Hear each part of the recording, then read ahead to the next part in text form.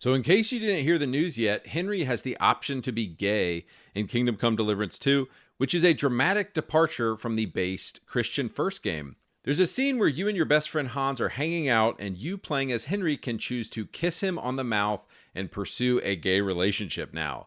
Yuck. But it actually gets much worse, and there is a full-on gay sex scene between Henry and Hans. I'm blurring it out. I'm not even going to show it here because it's freaking disgusting. So why is this a big deal? Characters have the option to be gay in RPGs all the time, right? Starfield, Mass Effect, Dragon Age. Why is this one different? Well, it's different because Henry has always been explicitly stated to be both a Christian man and a heterosexual man, not by the fans, but by the developer, Warhorse Studios. Warhorse Studios was asked this question directly in 2018. Will there be some kind of same-sex romance in KCD 1? Warhorse responded, no, you will play as Henry, the son of a blacksmith, and he already does have a background story in which he is not bi or homosexual. The person asked again, so those players who are not straight will be forced to romance a woman? Warhorse responded, nobody will force you to do anything, but you will play as Henry, the son of a blacksmith, and yes, he is straight and white and male from Bohemia. In case you're not familiar with KCD1, it is a highly historical recreation of 1403 Bohemia, and it wouldn't make any sense at all for Henry to even have the option of being gay. So the developer wisely left it out of the first game. Were Henry to become gay in this world, every person in the world would comment on it, he would be outcast from society, he would probably be burned at the stake for being a degenerate, as was common at the time, etc., etc. So the fundamental difference is that a game like Mass Effect or Dragon Age or Cyberpunk are fictionalized worlds where the creators can honestly do whatever they want. Kingdom Come Deliverance is not that game. KCD1 is a historical game set in a historical place with historical locations and historical people. Making Henry gay in KCD2 would be as ridiculous as Henry suddenly becoming a gay black lesbian or holding up a Black Lives Matter sign or advocating for trans rights. And that is, of course, exactly what happened.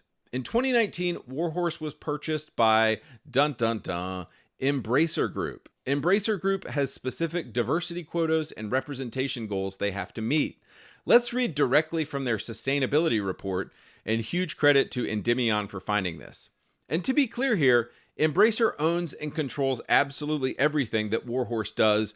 Warhorse doesn't sneeze unless Embracer tells them to. The report reads, Embracer Group believes that a more diverse and inclusive workplace will create more diverse and inclusive games and entertainment. Embracer Group wants to develop games and entertainment for everyone, regardless of background, gender, age, or ability. Lately, the parent company has focused on making our products mirror their audiences even better. So, of course, Daniel Vavra, the game's creator, is running defense for his parent company and the forced DEI that they've put in the game. We see this in how Daniel is changing his story constantly on Twitter. At one point, he's saying it's not a Christian game. Another time, he's saying it is a Christian game. But when a corporation is controlling you like an effing hand puppet, you start acting like this. And hey, at least when he sold his soul for Embracer's cash, the payout was good. You get that money, player. When it's all said and done, he allowed his own creation to be pumped full of gay, DEI, and ESG, just like they're pumping American children with puberty blockers right now. He destroyed a franchise and a game that we loved. Another thing people are saying here is, but you don't have to be gay. Henry can be straight in your playthrough. And I'll go back to my statement from my last video.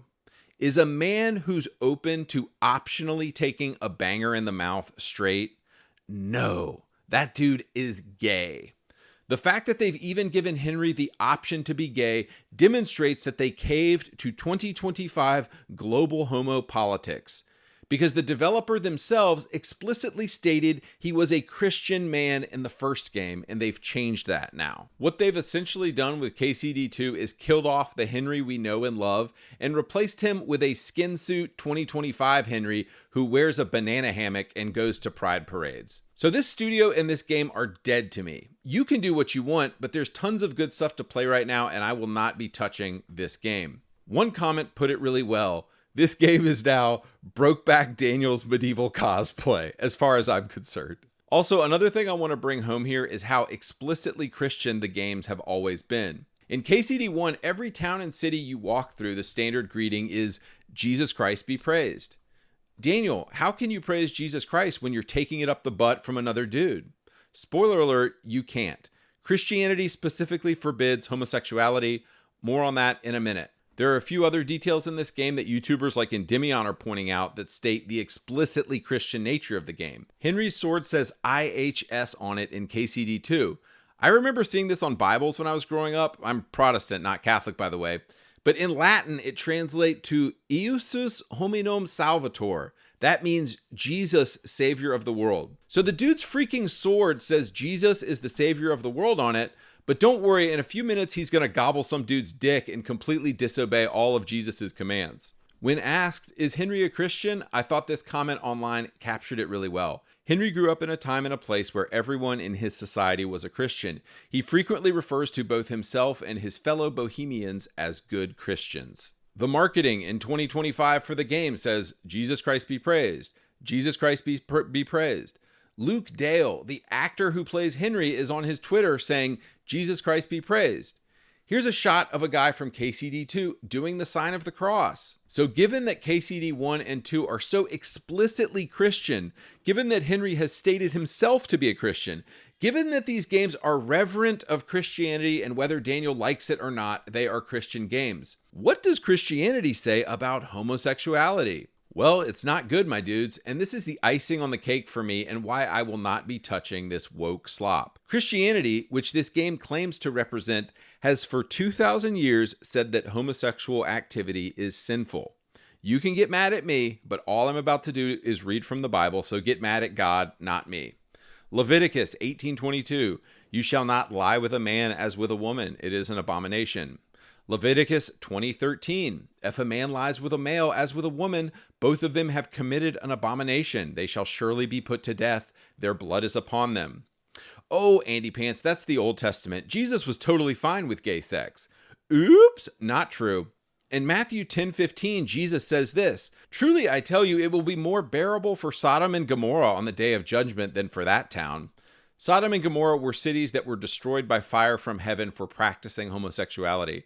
So here you have Jesus, the creator of the world, referencing the righteous destruction of these cities.